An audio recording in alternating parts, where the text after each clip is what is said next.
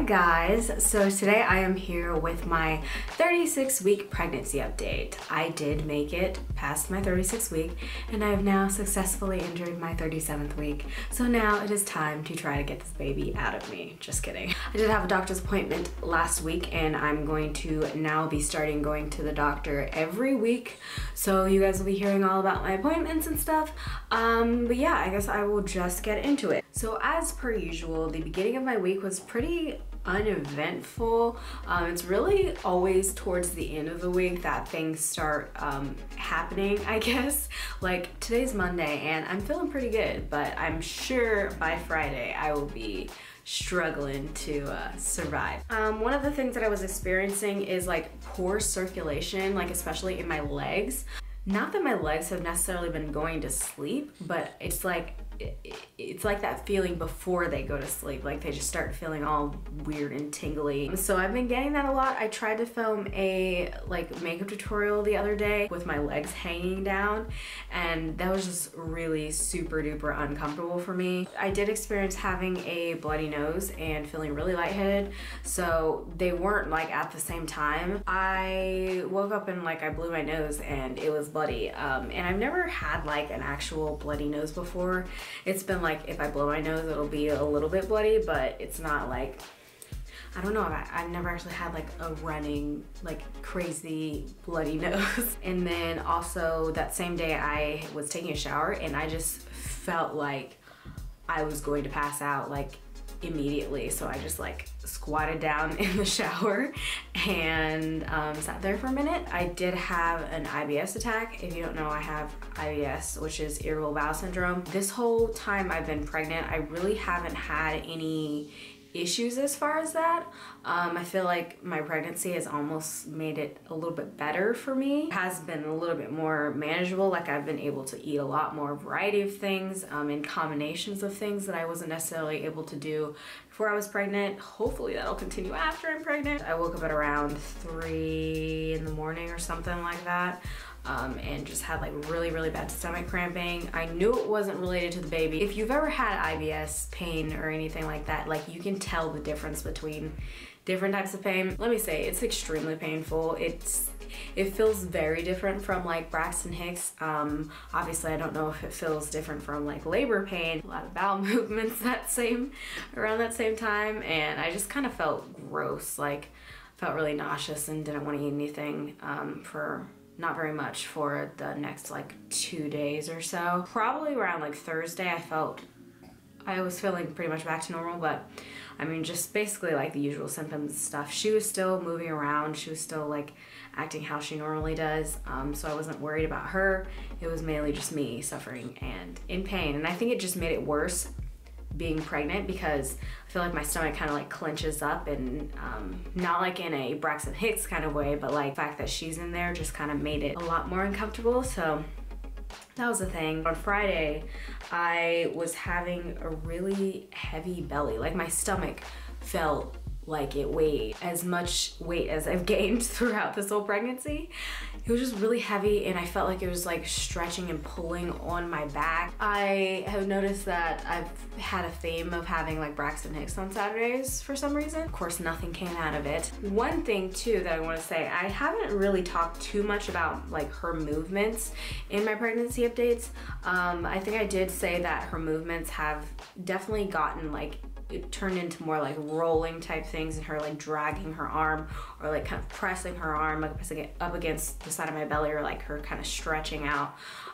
It's not really kind of as much kicking. Also, one thing I want to say is whenever I am laying on one side and I have to switch sides like every hour or else I get really uncomfortable, whenever I have to switch sides, I have been getting like really sharp pains in my sides.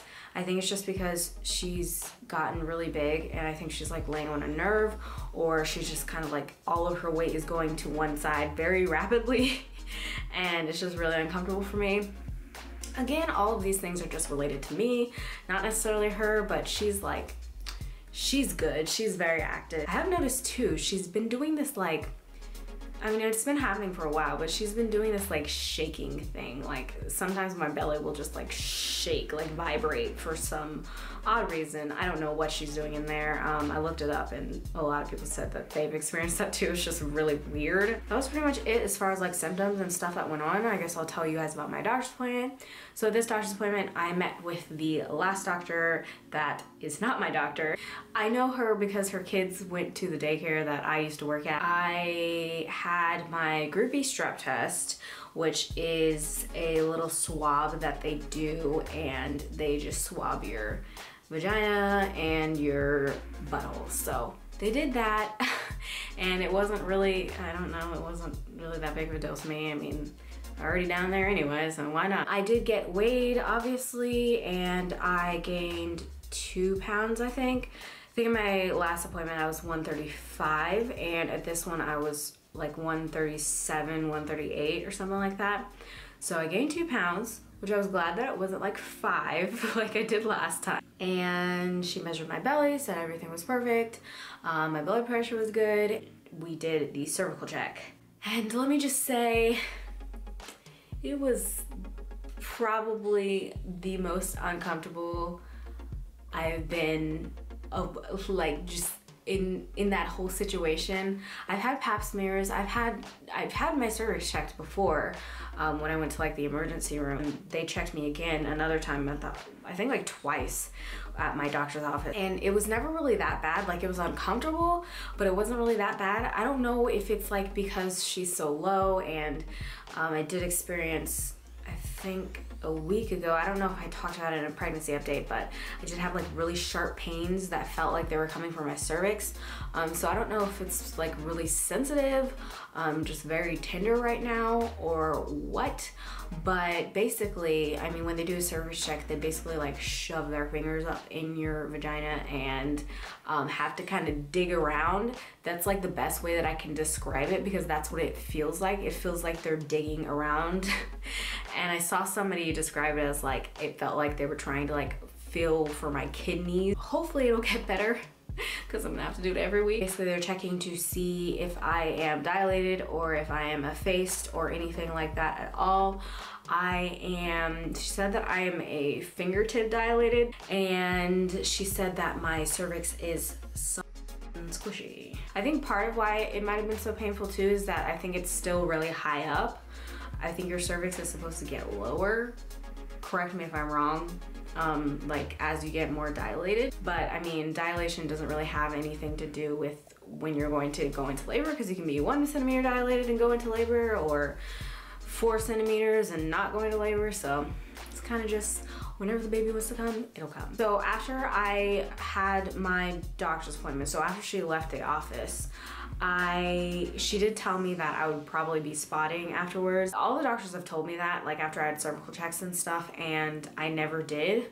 But this time I did, which kind of freaked me out, because it was definitely more than spotting. It wasn't like crazy, like this is my period happening right now type of bleeding. So that made me a little bit nervous. I think it made my mom more nervous than I was, because she comes to my doctor's appointments with me pretty much that whole day, I guess.